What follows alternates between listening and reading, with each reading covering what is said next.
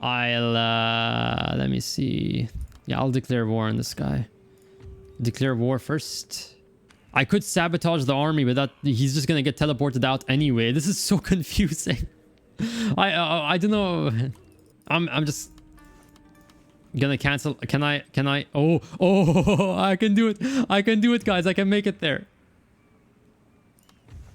Yeah, I don't care. I don't care. You can have your allies all join in. You can have all your allies join in. Yes, we got there. We got there. We got there, guys. We got there. We got there. Okay. Perfect. You guys start climbing. No, wait. You guys start climbing. You guys start climbing. And you guys start climbing. Just start making your way into that Tenshu. I'm gonna try taking the tower and then cutting them off from this gate. It's really important to cut them off over here. At the very least, delay them long enough to cap the flag. And we don't have to worry about any units coming down here from this direction. We did it. We did it. We have capped Musashi on turn 3. We succeeded. We succeeded, guys. Musashi is ours on turn 3. This is what? One of the later weeks of 1864. And for that, we get 18,580 Koku. And without question, I will take it. Total War has always been unique in the realm of strategy and tactics games, thanks to its inclusion of a campaign map, in addition to its main offering in real-time battles. While some people might find it annoying that you have to sit through up to several turns of slow campaign gameplay to finally get to that juicy battle at the end, including myself when I first started playing these games, I've come to realize just how much of an advantage this layer of the game's design is towards enhancing the experience. For one, the turn-based campaign gives a needed respite from the intensity of battles, especially if you're playing on the highest difficulty. If you've ever played an RTS like Age of Empires, you'll know just how sweaty you can get when stuck in a match for up to an hour. You're under pressure to make use of every second you have, because any advantage your opponent gains has a tendency to snowball over the course of the game. And before you know it, you're a full age behind with outdated military units and your enemy outproducing you, and you're slowly crushed under the weight of superior forces and logistics. You can't pause the game, assuming you're playing against a human, of course, so you have to simultaneously make split-second decisions while assessing the overall situation. One reason I've stuck with Total War more than any traditional RTS is the campaign map offering a useful break to observe the macro situation. But the campaign map was more than just that. You may think that the strategic layer of these games is bare bones when compared to, say, Europa Universalis 4 or Crusader Kings, but I beg to differ on that point. Combat in those games is far more abstract, whereas in Total War the fine control you have over your units, the ability to carefully choose what terrain to use, formations and so on, hugely inform the decisions you will be making on the macro scale. I wouldn't be building a traditional dojo if Yarikachi weren't incredibly effective in a melee, with much higher morale than any of the units you start with in Fall of the Samurai. At the same time, enemy Yarikachi are a significant threat to your own men, which forces me to consider building a cadet school instead, so I can use line infantry to beat them at range. But if I built that cadet school, I would be left without a properly sturdy melee corps. My men would be more effective at range at the cost of their lines breaking under pressure. Now I really wish I could have that unit of Yarikachi as a reserve unit, or I could use it to strike the enemy in the flank, beginning the chain route and preventing my gun infantry from ever being put under strain in the first place. But that raises another challenge. Yarikachi are at risk of getting gunned down on their approach, and they do not replenish quickly once back on the campaign map. The answer?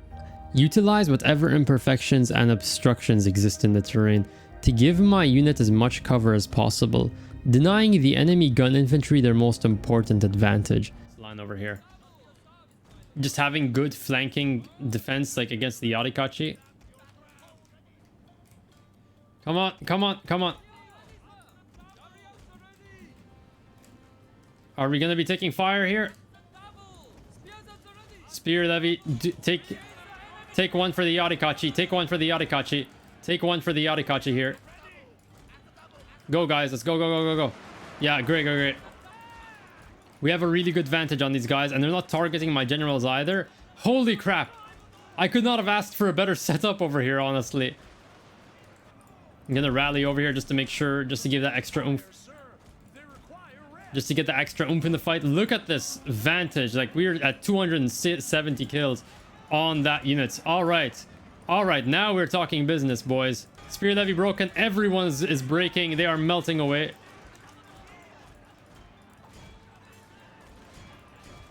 This is Fall of the Samurai at its peak, pretty much. Just abusing line of sight and excellent positioning.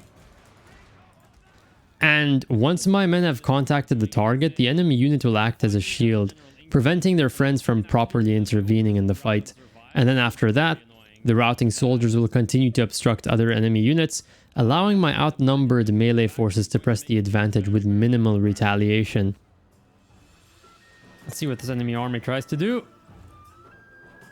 Come on! Move in! I'm waiting for you. Come to Papa. Or maybe not. Yep, let's go.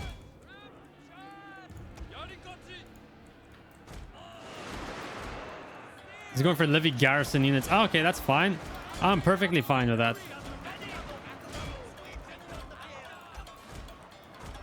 We'll send in the Yachty key to help with that fight in the meantime.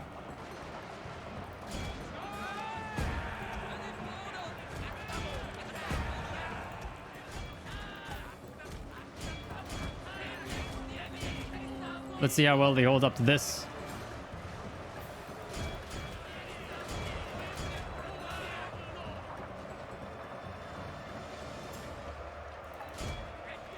So that is the entire Teuka army just broken up, destroyed, ravaged. This is what Total War is about. It's about taking full advantage of a unit's qualities, shoring up its weaknesses, all while denying enemy units their own advantage. It's about obstructing rifle units, drawing them into the melee they would rather avoid, or steering your own riflemen away from a melee, or even sacrificing your cheapest unit, forcing the enemy to accept a terrible trade where its elite Shogatai or warrior monks are just busy fighting a unit of levies, all while they're being attacked from multiple sides. Excellent work. The men over here are routing, and because they're routing, they're basically blocking the line of sight to this unit over here. Some of the units are having their line of sight completely blocked, so not all of the men can fire. That's amazing. This is something I love to do in Fall of the Samurai. And these interactions can only reliably happen if the macro systems allow for it. Giving the player access to high quality units across the board can damage the experience, which is why Total War has in the past actively worked to discourage this. In Medieval 2, it takes the form of the recruitment pool system. It'll take far longer to field a full army of dismounted feudal knights than it would take to field a balanced force including mailed knights, sergeants and archers. Then in Shogun 2, you had to work with precious limited building slots and the need to research buildings and units, and the accompanying opportunity costs. Without modding the game, you won't feasibly field a full stack of samurai until the much later phases of the campaign. And even then, the need to expand and fight on multiple fronts in Realm Divide, as well as the need to respond to naval invasions, discourages this. It's much more cost effective to field a few half or three-quarter stacks of mixed samurai and Ashigaru, covering multiple theaters, than to field a single stack of samurai. 2 turns until we get Wako Raiders. And we are going to become true pirates, just raiding coasts after that. While we're converting the faction to Christianity, we are going to be conducting raids and getting our money off of raids. Sword School, location Tosa. Okay, great. Yeah, I got to ship some units over. I'm going to ship some Wako Raiders there. Going to scout out this area and see what we're dealing with.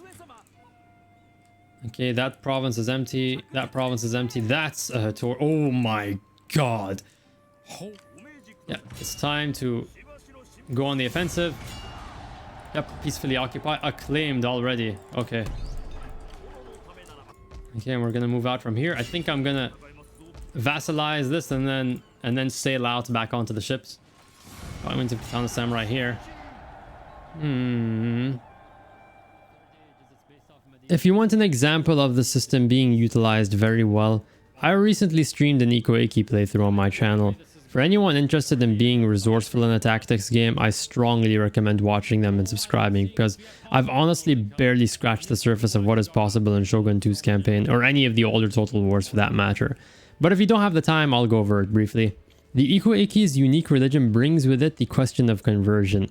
No one shares these beliefs, and you have to work to propagate them in other provinces. To that end, your generals spread the Iko-faith, as do your monks.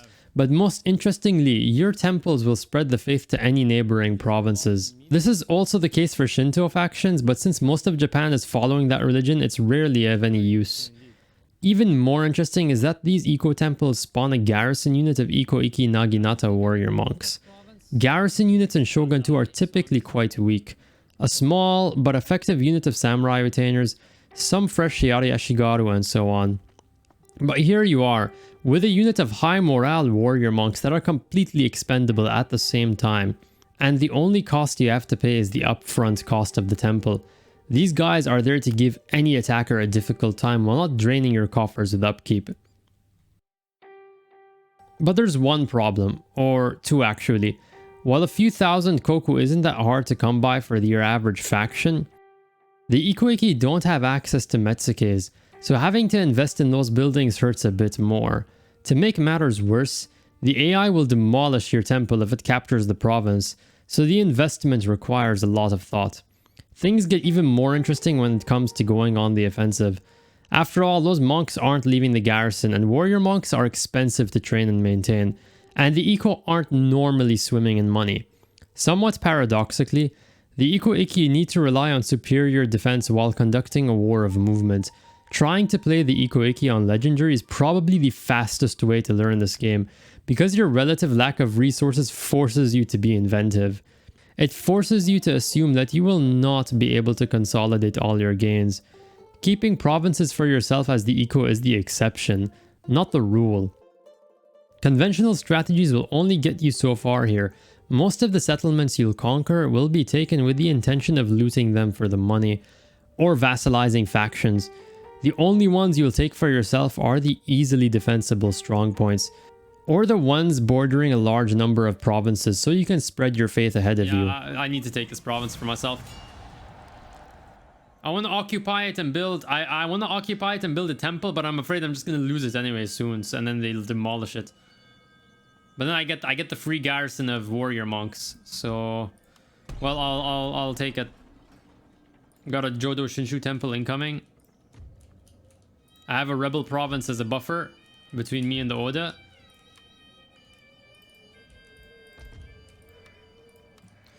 Rebels are gonna show up over here, but they'll be pretty easy to deal with Naginata warrior monks. Another Jodo Shinshu temple over here, so we're going all in on temple expenditures. I just have to be... I have to treat my settlements all as disposable at this point. Like, I have to be willing to like shift and quickly move around. Okay, they're not gonna accept that. I'm gonna sign a trade agreement with them. I just want to get some information. It's like a method of scouting when you... Also, what I don't like about Iko-Iki is that it's really hard to like teeter on the edge of Realm Divide, because you just have an Iko rebel spawn up and then take a province and that pushes you into Realm Divide, and I find that really annoying. Not a good idea. Okay, so quick. I gotta think quick. Okay, I gotta move out of that province.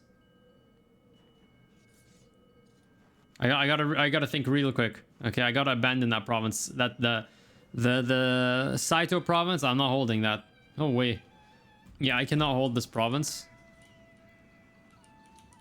I don't know, honestly. These guys have a lot of experience on them. And I don't have any lone swords in this army. I don't have any good anvil units with my movement. I gotta just ignore them. I just gotta move.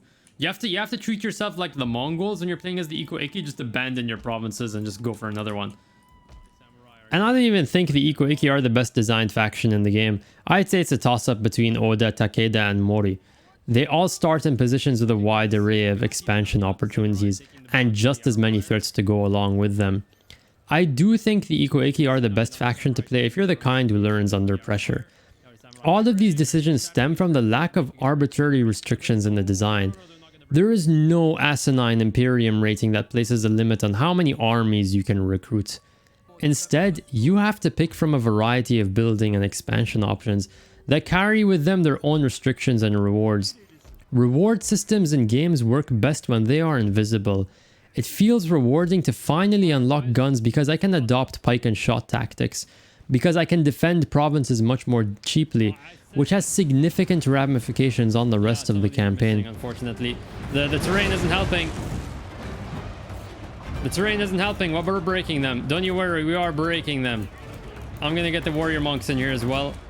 This is like D-Day, like they're landing on the beaches and whatever, and they're just getting gunned down like machine gun fire. Oh yeah, let's push the advantage now. Push the advantage. Everyone go go go go go go go. Push the advantage. This is where we just barrel down the slope. We just barrel down the slope. It wouldn't be the same if the game just gave me a quote pike and shot bonus or whatever to my units, like gives a flat 10% reload or whatever, and that's it. Unit with interesting properties. So volley fire, let me get this straight. Volley fire, instead of being actual volley fire, like you unlock a firing drill, it's literally just a stat bonus, a 15% for free company militia. That tells you like a lot about the design philosophy, where it's been abstracted away from meaningful drills that had their own advantages and disadvantages and you had to invest in, instead turned into literal percent bonuses that have no bearing on the shape of the unit, its properties, nothing, its depth. It has no bearing on it at all. So I may have done the research to get these weapons, but the game is still leaving it to me to use them properly. So when the number of armies you can host is determined by a bar that goes up, instead of being a direct function of your resource management, and when you can only field armies led by generals, there's no telling the damage that is done to the gameplay. And of course the other three settlements are don't have walls, so you take them easily and you lose them easily, and it just turns, especially when you consider the fact that you have limited armies thanks to supply lines, and you can't split units off, you can't place units, reinforce a specific garrison. You have to carry everything in your few limited stacks. It just makes the game into a chore, especially late game where you have to deal with extremely strong garrisons in faction capitals when province capitals are well developed, and you have to deal with extremely well developed provinces. And I do have some late game saves, by the way, that I will go through. Okay, and this is another problem that I have with the recruitment system. First of all, you have the option between global and local. Two problems with this. Global means that you just plop down a building anywhere in your empire and you can recruit from anywhere. Yes, I know it's double the cost, okay, but making money in this game isn't that difficult. By the time your empire has grown significantly from the heartlands, you can just recruit globally any units that you have made available by buildings in the center, and have them on your front line within 2 turns. And it does not scale with distance, so it's always going to be double the turns, and it's always going to be double. So let me see, we're at 201k, it's turn 162, and again, there's no rush because there's no actual end turn to the campaign. So as I mentioned earlier, you just turtle to the very end, and there's no incentive to actually play more efficiently in how you expand. I know that the old system where you just had a hard cap on how long you could play and then the campaign ends there, I know it might seem a bit arbitrary, but it was better than just having no restriction at all. So we're at 201k right now, so we could predicted income is 20k a turn. There you are, 6 turns. Okay, 6 turns. I think it's honestly worth it at this point. And again, because there's no fucking time limit on the campaign, there isn't a proper disincentive to just sit and wait. Whatever. Yeah, I'll get those boys here, and then it just turns into an end turn simulator. Meanwhile, recruit units. I'll go for skink skirmishers. But first, what exactly is the basis for the army system that had been present in Total War since the first Shogun? It is an attempt to simulate the greatest challenge facing armies before the development of railroads: logistics. What separated great commanders from their peers was not simply their ability to outsmart their rivals tactically during battle. It was the management of everything leading up to the fight. The Roman Empire could expand so far and endure so long because it could very effectively raise troops and get them to where they were needed, which meant they could avoid soaking up the costs of fortifying and stationing men across the entirety of the border. And if you ever wondered how the Mongols, who, contrary to their depictions in movies and other popular media, were heavily outnumbered by their adversaries, still managed to subjugate entire empires across Eurasia. It was their ability to move relatively unencumbered on horseback, giving them great flexibility prior to battle and during the engagement itself, while they readily incorporated elements from the societies that they came to rule over, such as the employment of Chinese siege engineers to cover up for the Mongols' own lack of capabilities in conducting siege warfare. Total War actually used to do a very good job simulating such challenges. Rome 1's population mechanic gave a very clear link between your battlefield performance and the campaign side of gameplay. Using your men more effectively and decisively meant you could potentially expand further without needing to stop to replenish or reinforce. Likewise, it led to scenarios where either you or the AI could score a tactical victory, but at such a great loss that one could not capitalize on the win, winning the battle but losing the war, so to say. Medieval 2 complemented the population mechanic with a revamped recruitment system, where units were loaded into a pool that you could recruit from. Not only was it more realistic in that real-life commanders and rulers couldn't just place one order of feudal knights, instead having their ability to raise them constrained by social and demographic factors, it also further strengthened the need to manage your better units more effectively. If you've ever said or heard that once you reach a certain point in a Total War campaign, you have so much money that you can afford the best units and then some, well, Medieval 2's recruitment pool was basically an answer to this problem. Why they removed it is beyond me, and the series has been worse off without it. But nothing has been more damaging to the campaign gameplay than Rome 2's complete overhaul of army management, which has been the basis for all games since. Units are now tied to generals, incapable of being moved independently on the map, with recruitment now being directed into the army rather than occurring in settlements. We can guess at the intentions behind these changes. Managing late-game empires with the older system could feel tedious, particularly with sending your units from your heartland to your frontier. But the solution was already presented as an emergent property of the game's design. You weren't the only one developing your provinces, the AI was doing that too, and throughout the campaign you would be taking over the assets they had built for themselves. As your empire grew and your original recruitment base grew more distant and less convenient to use, you would instead look to other options. You could develop your frontier provinces. This would cut down on travel times at the cost of, well, money, and the threat of the AI taking over the province before the developments were completed, making your investment fruitless. You could cunningly strike at an enemy province with a strong military infrastructure, giving you a new forward base while denying it to the enemy. Or you could interrupt their own construction by taking over the province for yourself. Or you could be like me and take over a province just to demolish the archery dojo and leave. Seriously, Bo Samurai. What makes this all the more interesting is that there is a historical precedent for many of these actions I just described. Using the medieval Byzantine Empire, for example, the Byzantines had developed something called the theme system that arose out of the challenge of defending territories stretching from the Balkans in the west to Armenia and the Caucasus in the east. The main imperial army, the Tagmata, stationed in Constantinople, would take far too long to respond to the threat on the frontier, leading the empire to establish a set of provincial armies, who were each intended to hold out against a foreign invader until the Tagmata could arrive to relieve them. I chose the theme system as an example because it was formalized in name, but a similar system can be seen in virtually every sedentary civilization across history. It was simply not feasible to rely on a central capital to send forces to meet threats on the frontier, and consolidated armies were a massive logistical nightmare too, so polities across history would invest in a network of fortifications and outposts to delay an invading force's advance. What about devaluing an enemy's territory and then abandoning it, harming their ability to retaliate and wage future wars? There are examples of this throughout history too.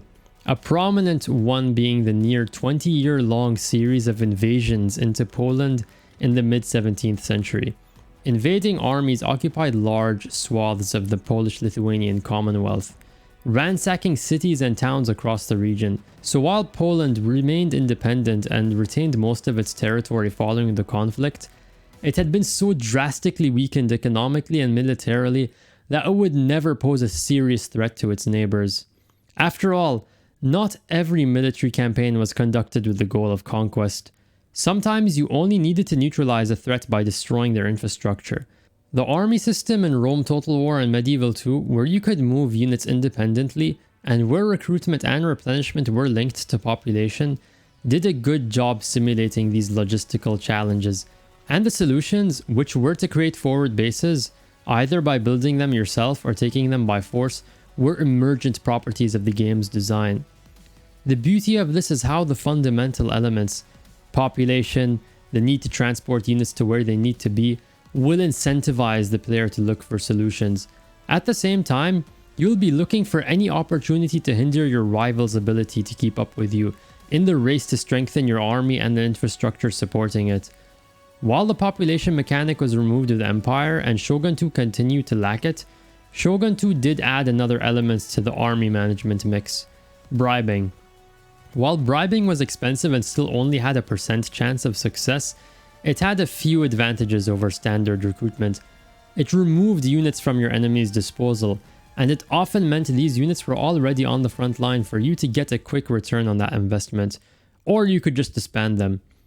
And thirdly, it could provide you with units you didn't have access to otherwise. There was also a novel application of bribing, using it behind enemy lines to strike at lightly defended provinces, potentially diverting the opponent's main force. Not to mention, this bribed army provided valuable scouting information. Yes, scouting, I nearly forgot. But wait, I'm getting ahead of myself. Remember the clip I showed you at the start of the video, where as the Josei I laid siege to Musashi, seat of the shogunate, by detaching my general to invest the castle while the rest of his army reinforced? That led me to conquering a citadel, one of the only on the entire map at the start of the campaign, by turn 3. This may seem gamey at first, but again, there are instances of armies sending smaller detachments ahead to begin a siege early, while the rest of the force caught up. The siege of Antioch during the First Crusade is one example. Bohemond led a detachment to begin siege operations, while the rest of the crusading army caught up to strengthen the blockade. In fact, if you look at the very definition of advance guard, it reads, a body of soldiers proceeding and making preparations for the main body of an army. The advance guard would take advantage of the fog of war, the fact that the enemy as much as yourself was operating on limited information. Without some very good intelligence, your enemy wouldn't know the exact strength of this detachment, and how long it would take for the rest of the force to catch up. This meant even a relatively small advance guard had a disproportionate area denial effect. Approaching the area held by this force carried an unknown risk because you would have incomplete information. When it comes to gameplay, being able to move units independently opens up so many options that it really is hard to overstate how much less interesting the game becomes without them.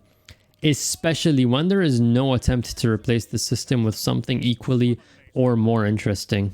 Now imagine instead of all that, the game told you you need to reach the second level of Imperium to even have the privilege of fielding more than a few armies. You're not playing to find clever solutions to logistical problems. You are now playing to make the bar fill up so you can get more armies to make the bar fill up some more. What I described to you is the core of Rome 2's gameplay loop. And this is despite Rome 2 and Rome Total War both being, quote, historical Total War games. They are two very different games, and one of them is far more interesting to engage with. And it's sad to see that every Total War game following Rome 2 will double down on the system as if it's some winning formula. But first, do you remember that example of Yarikachi I brought up towards the beginning? How does this tie into the army system? The challenge presented is the following. While I have access to Yarikachi, so does the enemy. And so I want to make sure that not only is their unit destroyed, but also any buildings that will give the AI access to more of said unit. You can substitute any unit in this example aside from the ones available in any settlement by default, meaning the levies. In the short term, I could sabotage the dojo, but the only long-term solution is to take over the province and deny access to the building from the AI. But what if you approach the mid-game and you are now competing with major powers controlling multiple of these dojos?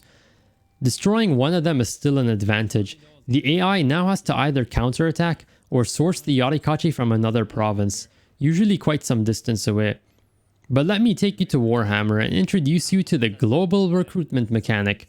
Now, not only do you recruit units directly into an army with zero concern of getting them there, you can also recruit a given unit so long as the required building exists somewhere in your empire.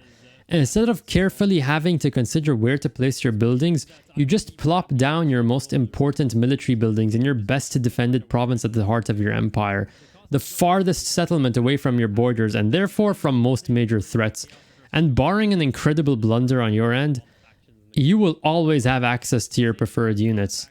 There's also another way the recruitment system damages the gameplay. You can now just place your army 1 pixel within your province, spam recruitment, and have the units in your army in a few turns ready to strike into enemy territory. In older Total War games, leaving an understrength army on your frontier was a major risk for obvious reasons. You could more quickly strike at the enemy once you spotted an opening, sure, but the loss of that army would often be a significant setback, especially if your recruitment base was further away. Basic risk-reward.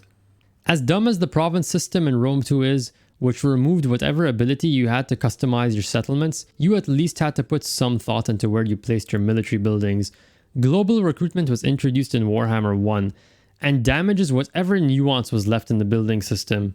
The games tried to balance this by making units much more expensive when trained globally, but you will quickly amass enough money through looting and expansion that the increased cost will be rendered meaningless. Now, I will take a moment to mention that it has always been quite easy to get filthy rich in these games, but your ability to snowball has never been quite as bad as it is with the global recruitment mechanic. Battlefield defeats and even the loss of an entire army matters so much less. Recruit a lord and spawn half a dozen units in, and within 2 turns you'll have a replacement force right on your front line. What you're left with is an uninteresting system where you just spend your money on the best unit available, and you don't have to make any considerations for the question of getting them to your army on your front line. They will spawn right into your army once the recruitment time is over. And when you consider how bad melee infantry are in the game, and how unit stats dominate engagements while terrain and positioning are inconsequential, you will be going for the best ranged or single entity unit you can. This isn't a video about the combat mechanics in this game, so I won't dwell on the combat value topic for long. I have a video putting melee infantry combat to test in Warhammer if you're interested, and I will probably be conducting more of these tests soon. Anyway, so how does the Warhammer army system affect your interaction with the AI?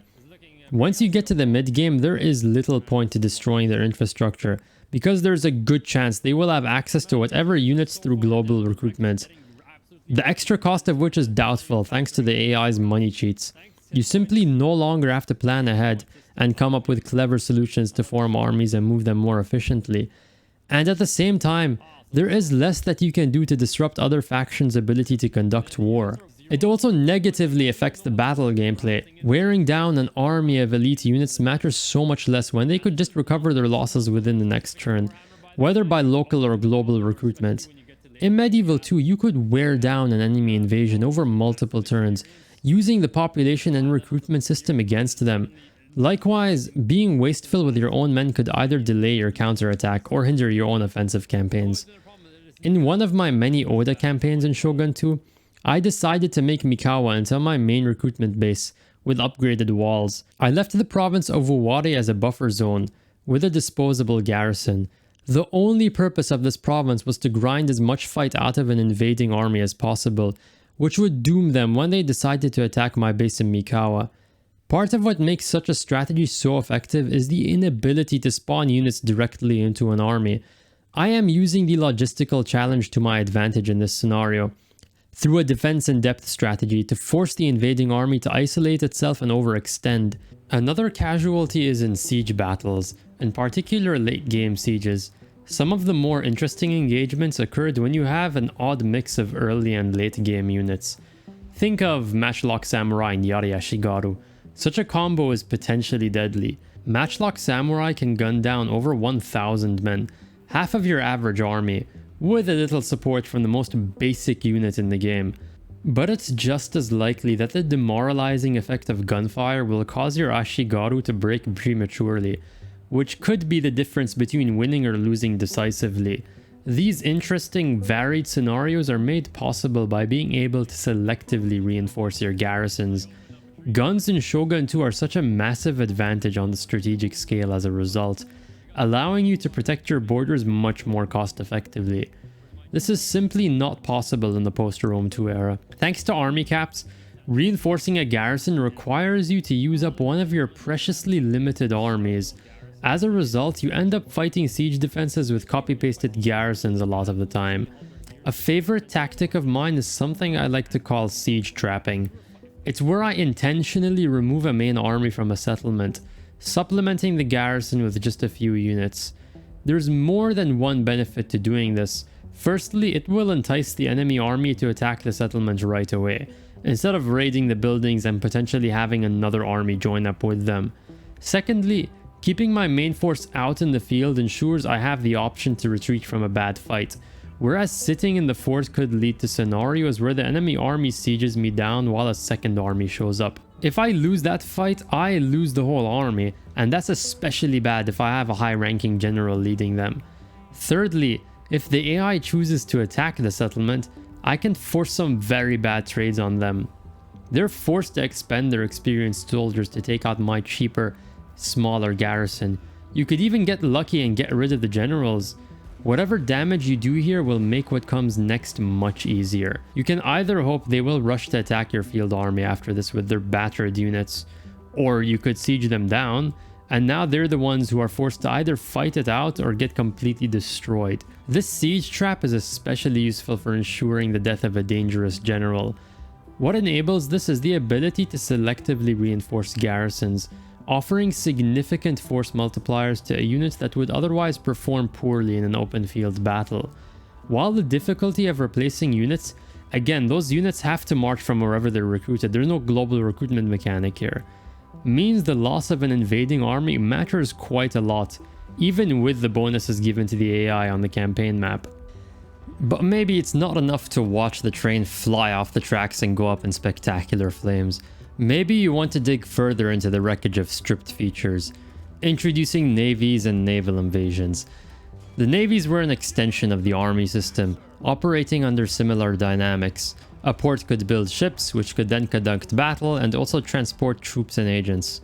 Navies carried a major advantage of transporting your troops much further than they could travel on land. This was especially true in Fall of the Samurai, where army movement was quite slow without railways. However, naval transport came with major drawbacks. The first being it was oftentimes an all or nothing affair. If you were going to use navies, you were going to have to go the full mile, pouring in money and research into the infrastructure. And the seabound army was also at risk of being sunk with the fleet. This went both ways. You could lose your army if you were careless, while you could scout your waters for any incoming naval invasions, thwarting your opponent before they had the chance to set foot on your shores. You could save yourself the upkeep on several armies just by effectively using your own navies. The naval combat was pretty good overall, especially in Fall of the Samurai, but this isn't a combat focused video, so I won't go there. Rome 2 made two major changes to the naval aspect of gameplay. Just as you can't split unit offs from generals, ships can't be moved around individually. And secondly, you no longer need dedicated navies to ferry troops. Any army could be ordered onto water, and at least during the game's release, these were infamous for being far more powerful than dedicated navies.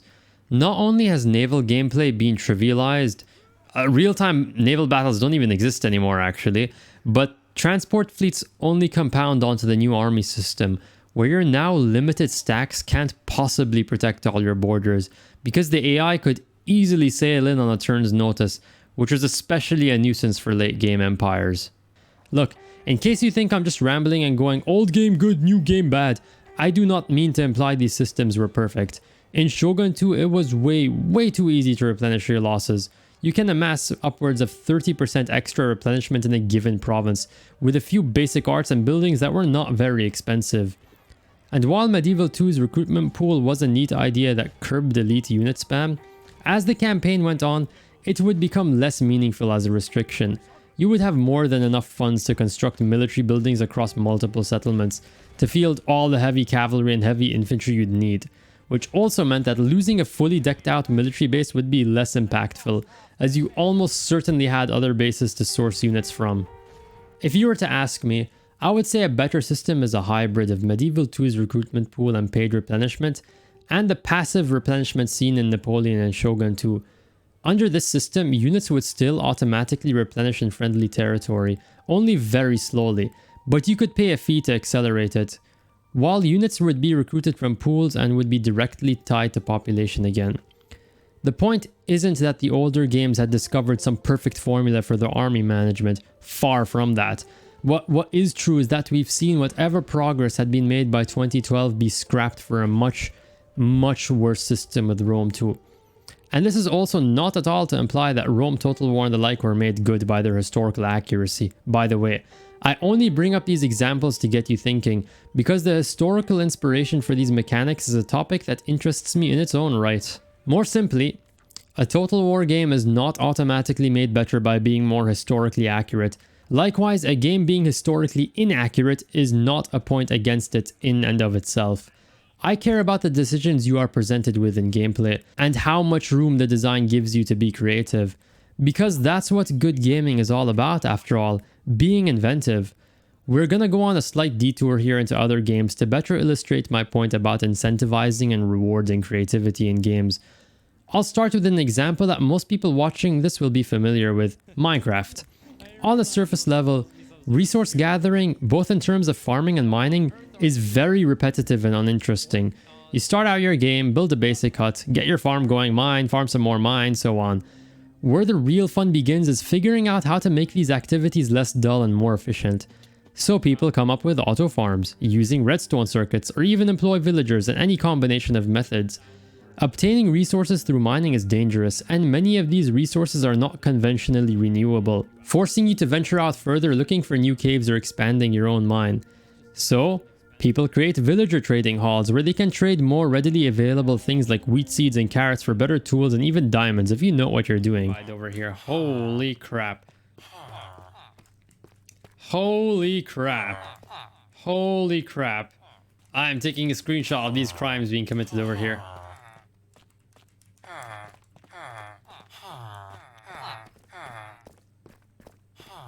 Oh, Kyron, what have you done? None of this is achieved through hand-holding and assigning objectives to the player. There is no arbitrary leveling or gating system forcing players to grind to unlock the privilege of creating automated farms. It's simply an emergent solution to a challenge, raised by the game's design elements. Food is tedious to farm manually and ores can be exhausted, so you devise solutions to overcome these limitations. And the game is robust enough to support that.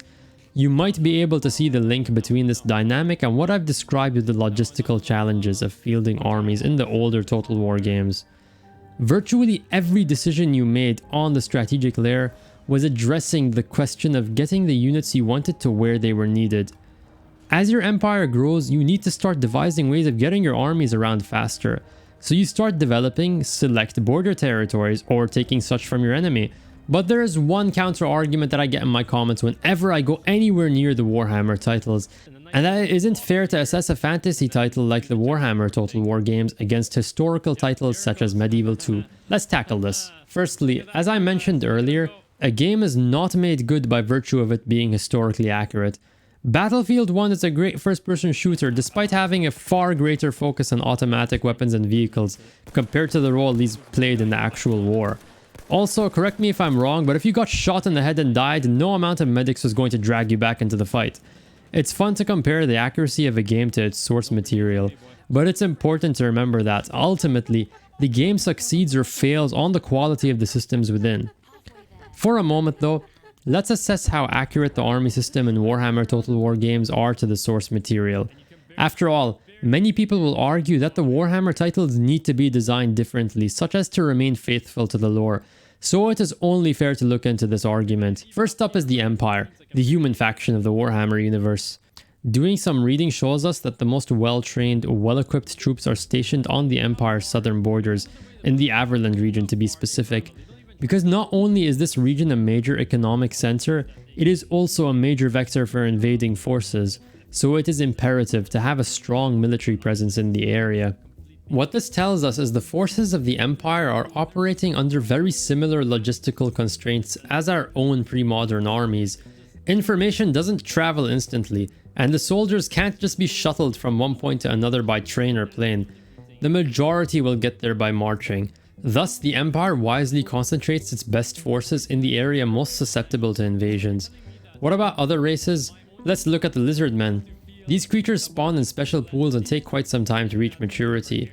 How does Total War Warhammer accurately depict this? It doesn't. They get the same exact recruitment system as the humans do, and you can recruit their units rapidly through global recruitment. And the recruitment system used by the Empire in-game is not accurate to the lore at all either. Furthermore, Lizardmen soldiers are described as being bred for the sole purpose of battle, and yet this has no bearing on how you recruit or fund them. Do these soldiers require upkeep like human soldiers? What about the High Elves? In the lore, they have limited numbers and can expect to be at a quantitative disadvantage in a given war. Does this translate into greater restrictions on recruitment? No, they get the same army system as the Empire and Lizardmen. The game does take one step with this by giving them slightly smaller unit sizes than the previous two mentioned. The High Elves raise and field armies in functionally the same way though. Pardon me if I'm missing something here, but it doesn't take much to see that a race that breeds soldiers from pools purely to fight and nothing else will conduct war very differently to a race of elves who live for 1,000 years. Imagine how interesting the interplay between two such factions would be if the game simulated the difference that do exist in the lore. So how about on the macro scale? Surely the campaign differences are so massive from historical titles that there was no way we could have had the Elves, Bretonnia, or Norscan tribes, right? Wrong. We have 4 factions who capture settlements exactly like how we knew beforehand. One horde who operates exactly like how we knew from Attila. Yes, the Orcs have, or rather had, a fightiness mechanic which pressures them to keep winning or they'll get attrition. The dwarves have a book of grudges that shows transgressions and they'll get penalties for not righting the wrongs. The vampires have corruption, but let me break these down. The orcs have an attrition based on how many losses or lack of fights. Seems like a very easy programming counter, a few lines of code at the most. 3 if factors: wins, losses, turns since it last fought. If it fails to meet these values, it suffers attrition. I'm not saying that this feature isn't new, but is this one aspect alone enough that you know and you feel like you're playing as the orcs? What about the Great Green, where orc magic comes from the power of belief, and it gains in power the further into the fight and frenzy they are, but fails when too many have low morale and they are fleeing? No, in fact they rely on the winds of magic, just like every other faction. How about troop spawning being relied on their dead releasing fungal spores? So, if you don't capitalize on a win, you will eventually see more and more orcs spawning and it snowballs. As an orc player, if you're smart about it, you can actually turn a loss into a big win by producing even more troops from these spores. Or it opens up tactical options for sabotage because you can send a sacrifice unit into enemy land and their spores make orc tribes pop up everywhere in the enemy land, and it can be extremely hard and costly for the AI or the player to repress. No, they just operate recruitment on buying troops and waiting a turn or two for them to be recruited. Because of this, orcs are just like every other faction. They're boring and uninspired. Okay, now the dwarves. Their great book of grudges. Surely this has to be new, right? No, not at all. A system where it logs enemies' transgressions against you and makes you destroy them lest you suffer penalties. This was done all the way back in 2004 with the original Rome. The Senate would keep track of this and administer penalties if you should fail to get the revenge demand. Alright Nasser, who the f let you into this video? Get out of here. So we've already seen that the Warhammer games, often lauded for their quote faction variety, do very little to distinguish most of the factions functionally. And funnily enough, Shogun 2 has an example of a faction that is well differentiated from the rest, in terms of army management at least. It's the Iko-Iki. The Iko-Iki have the ability to spawn armies loyal to them in other provinces, unlike the other factions who can only spawn generic rebels. The ramifications are instant and quite obvious. You have the ability to expand without waging war at all. You can gain access to units that you wouldn't be able to recruit normally. You can spawn these armies behind enemy lines to ransack their more poorly defended regions. At the same time, this system does bring its own risks. Your monk might be executed in the attempt to incite a revolt, wasting your funds, delaying your expansion, and forcing you to consider spending money on another monk and rolling the dice, or to consider bringing your own soldiers to do the job. And even if the monk succeeds, the rebels might not, forcing you to again reconsider your options. As cool as it is to have the rebels be loyal to you, it also removes a clever strategic option available to other factions. You can't create rebel provinces to act as buffer zones. Other factions can delay Realm Divide by choosing to conquer only desirable provinces, while leaving the rest to be controlled by rebels. A province controlled by rebels is favorable to one controlled by an enemy faction, after all. It's therefore quite easy to launch yourself into the realm divide before you're prepared as the Iko-Iki, potentially dooming your entire campaign. This is how you create interesting faction diversity. And this was done in a game set exclusively in Japan, where 90% of the roster is common to all factions. Warhammer Total War utterly fails to capitalize on the immense opportunities offered by its source material. The game simply reuses the system brought about by Rome 2 and copy-pastes it to all factions. And it's made worse by just how fundamentally uninteresting the army system is. Awesome work. Awesome sauce. Awesome sauce, boys. Go, go, go, go, go, go, go, go. Get in there, get in there. Get in there. Extra fast. I need more monsters in here? Okay. Got an artillery piece over here. Catapult. We got some more of you guys incoming. Get in there, boys. Yeah, just pile them in. Go on ahead and pile them in. Get the giant as well.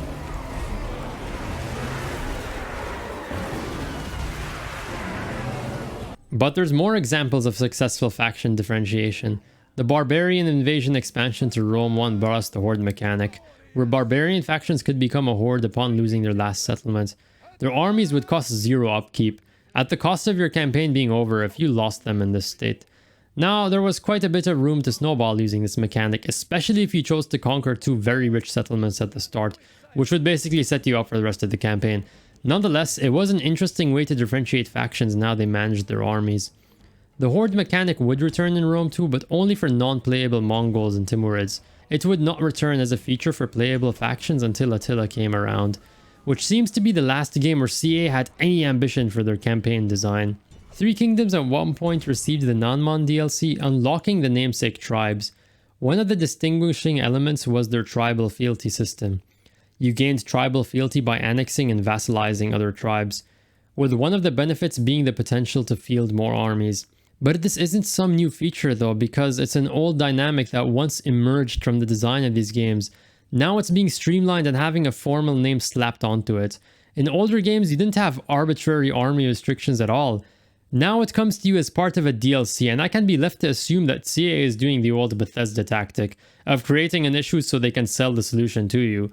And beyond that, the non-man recruit and field armies in functionally the same way as everyone else on the map does anyway. So where does this all leave us now? It means that the so-called historical games, Rome 1, Shogun 2 and Attila, games that are often attacked for their quote lack of diversity, had better faction differentiation than anything we saw in the Warhammer titles. It wasn't until Warhammer 3 that CA tried something. Chaos Warriors can spawn an army by raising a settlement. Good. I like this kind of reward system that functionally could alter how you approach the game.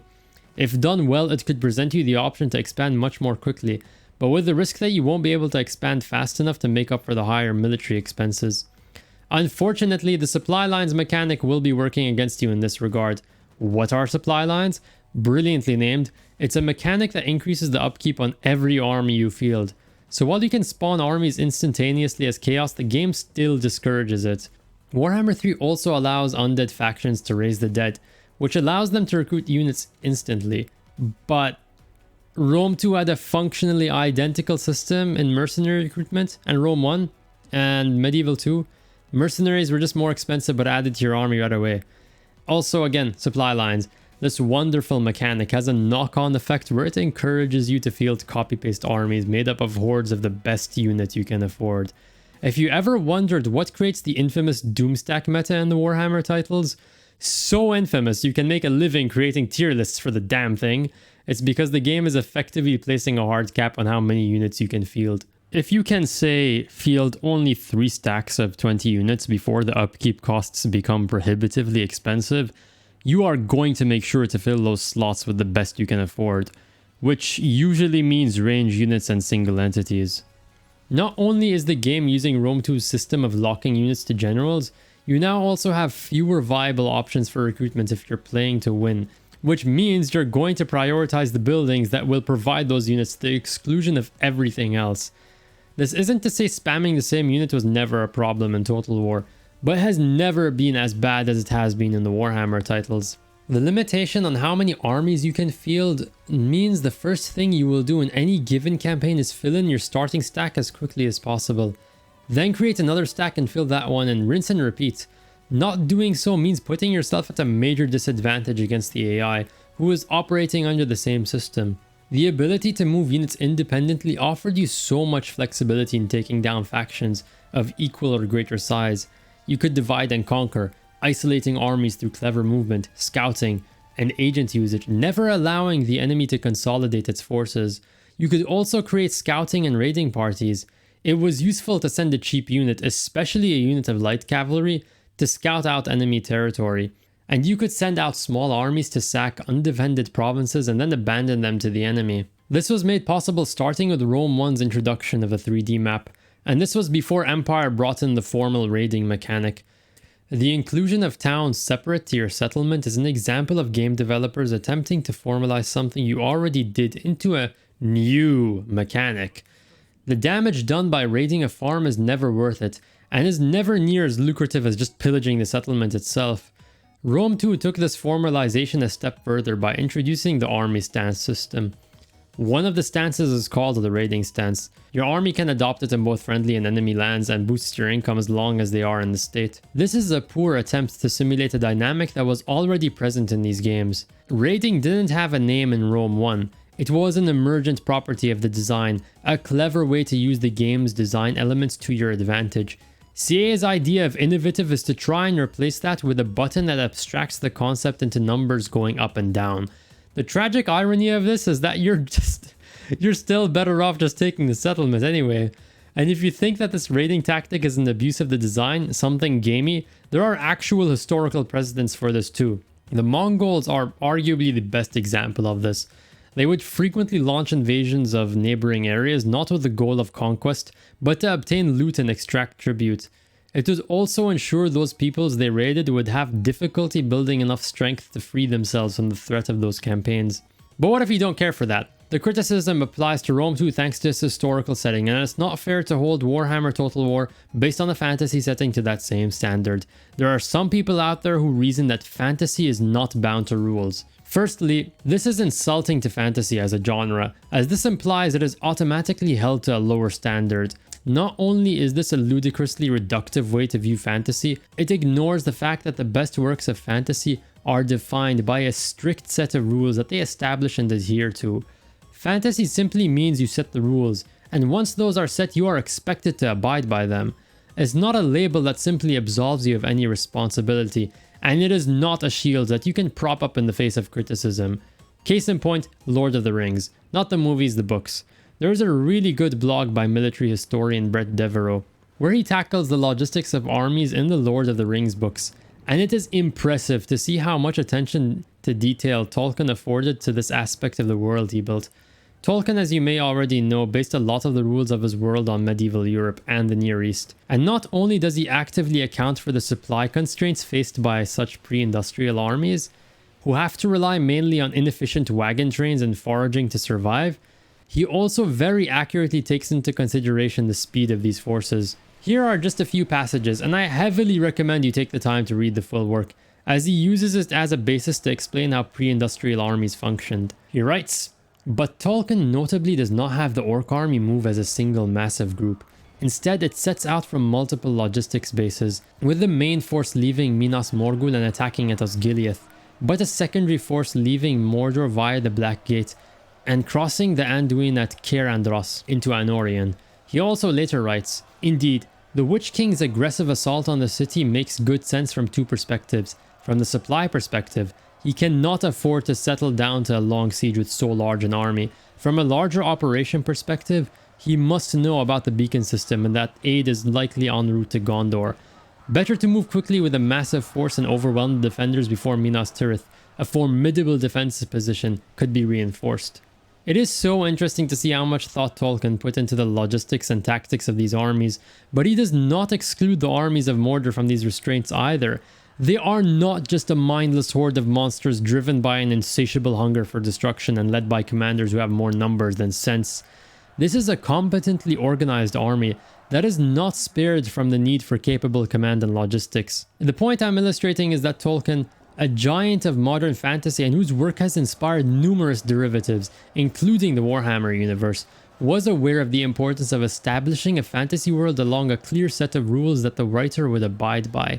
Without rules, without tension, there is nothing left to engage with unless you're making a video game and can blow the budget on pre-rendered trailers and a large array of skins and flashy colors. I've also already demonstrated earlier that the Warhammer lore itself is aware of this importance to establish and follow rules. Armies for the most part still need to be recruited in some manner and then transported to where they are needed, just as a start. If you're still willing to argue in defense of the hard design decisions brought up so far with the old "but it's fantasy," then pay attention to these broken audio clips. What's that? The colors in the footage are suddenly all over the place and it looks like a corrupted, unfinished mess? Sorry dude, this video is actually a fantasy video whose real title is The Harrowing Tale of Balbo Begins. The video quality isn't bad, it's just the demons of Lord Shittenberg have arrived through a rift. Okay, so why does any of this even matter in the first place? Even if the army system that has been used for a decade is demonstrably worse than what came before, why even bother talking about it? It speaks to my ongoing frustration. Frustration not at the developers or executives calling the shots on these design decisions, but more the customers, the players lurking on internet forums who will not just defend said decisions but outright cheer them. And this isn't specific to the Total War community. Over the past decade or so, there has been a very noticeable drive to make games more, quote, accessible. Firstly, the use of the word accessible is questionable here, since it's more fittingly used for features such as colorblind modes. What is truly meant by accessible here is removing the challenge, and in turn, removing the satisfaction of overcoming said challenge from games. We can see this manifest in how recruitment has been streamlined and oversimplified in the Total War games, and how ranged units are capable of lobbing projectiles over their friends, and in how single entities are capable of shredding units and even entire armies. In battles featuring nothing resembling a battle line, because you have such a limited ability to expedite the route through flanking maneuvers. The cap on armies, which was a hard cap in Rome 2 and later a soft cap in Warhammer with its supply lines, was introduced with the intention of making losses more meaningful. It may seem the new system would indeed achieve this, until you realize you can disband one of your existing armies to create another one elsewhere. And this would be especially effective when the army cap heavily restricted your ability to defend a late game empire. It's stuff like this that has me thinking CA does no meaningful playtesting of their games. Or maybe they think players will follow some sort of role-playing gentleman's rule where you don't take advantage of major oversights in the design. Meanwhile, after Shogun 2 puts you through the trial of surviving its early campaign phases, where one mistake could potentially imperil your game, how does the game reward you? By making you contend with a group of equals who have survived their own early game challenge, where you end up fighting battles featuring 6,000 or more soldiers, or even more than 10,000. If you asked anyone who has played their fair share of Shogun 2 for their most memorable moments, it won't be long before you hear them mention that one time they had to fight the 3-stack 12,000 soldier nightmare that was the Iko-Iki. And that was the very first upload on this channel. People play games for a variety of reasons, but I think something that to some extent exists in all cases is the desire for a challenge, whether you realize it or not, and the desire to be rewarded for beating a challenge with ever greater challenges. It's what has driven competitive multiplayer shooters for decades now. And when you try to lower the bar, to make that reward more easily obtainable, it simply defeats the purpose of gaming. It's what gives you Battlefield 2042, a game that launched without scoreboards in an effort to make players fear more welcome, only to be near unanimously panned as the worst game in the franchise. It's what gives you Total War Rome 2, a game that managed 120,000 concurrent players on launch day, only to nearly kill the franchise, as evidenced by Attila's abysmal sales and player activity. The sad part about this is how games that embrace the philosophy of providing interesting challenges often receive quite a lot of backlash from critics and even players alike. The Souls games are a well-known example of this, and though I never played them to any significant degree, I can at least appreciate Miyazaki's unwillingness to compromise by adding in an easy mode. It's also why Breath of the Wild was a pretty major shock to me, and many others, even though I had been playing games for some 15 years at that point. I had grown so used to playing games lacking in any thoughtful challenge that I didn't realize how vapid the experience was becoming, till I finally got back into playing a good one. And that's the most tragically ironic part of this whole thought train I'm having. Games that are built from the ground up with thoughtful challenges in mind, games that drive players to be inventive, whether it's Minecraft with its building and resource management, or Battlefield 1 with its emphasis on coordination and paying attention to audio-visual cues. Oh, there it is. Okay, I can see it. It's mine. It's mine. It's mine. It's mine. It's mine. It's mine. It's mine. It's mine. It's mine. It's mine. It's mine. It's mine. It's mine. It's mine. It's mine. It's mine. It's mine. It's mine. You this. You dumbass. It's mine. Screw you. It's mine. Circa. Pictures taken circa 1916. World War I Eastern Front. Alright, when I'm driving, come on, go. Yes, 3, okay. 2, Okay, 1, have go. fun, have fun. Hey, let me drive. Why am I not driving? Why am I not driving? It bugged out. Hey, no, let me go. So I can open the map. Can We're they see actually very us? close to them. Have they maybe spotted us? not. I don't know. Oh, there they are. I Yeah, can see them. probably. Fire, fire, fire, fire. There's one guy there. There's one guy there. Oh, whoa! I got him, I got him, I got him, I got him, I got him. Or Zelda Breath of the Wild and its aggressively sandbox environment can boast and maintain communities even if they lack a DLC train and aren't riddled with microtransactions. It says a lot about titles like the Warhammer Total War Trilogy or Total War 3 Kingdoms that can pull in major numbers at release, but will struggle to maintain any interest without a steady trickle of faction and lord packs, and despite the constant drive to appeal to a wider audience removing and simplifying features.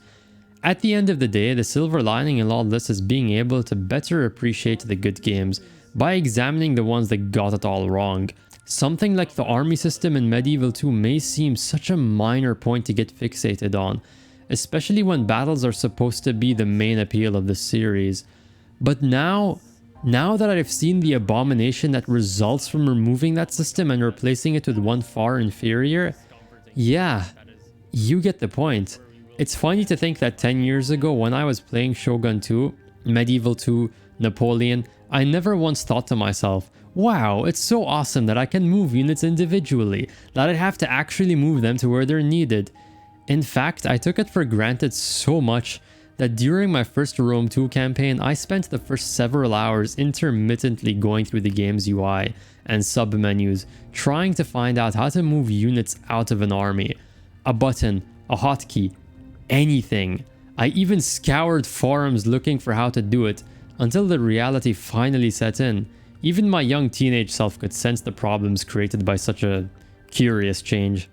Anyway, if you've suffered your way to this point, I want to express my thanks for watching me pedantically examine Total War for a whole hour without even focusing on battles either. I really hope that more people will understand the merits that the turn-based side of these games had, and that campaigns weren't just a one-dimensional excuse for cool battles. They were quite awesome in their own right. If you enjoyed this video, which is an obligation in the land of the Shogun, consider hitting that sub button. I do gameplay videos for Total War, Breath of the Wild, City Builders. Battlefield 1 is pretty neat too, and you can catch one of my live streams as well. If you want to support my obsession with pillaging settlements and engaging in petty clan disputes, then consider subbing to my Patreon, where you'll find longer form and other videos I don't make public here. I also recently started a Patreon blog that is viewable to all, where I give some channel updates and random thoughts. You can also hop onto our awesome Discord, link in the description, and just hang out and chat. Maybe even share a Total War multiplayer battle replay or save game that you're having difficulty with. Anyway, see you next time.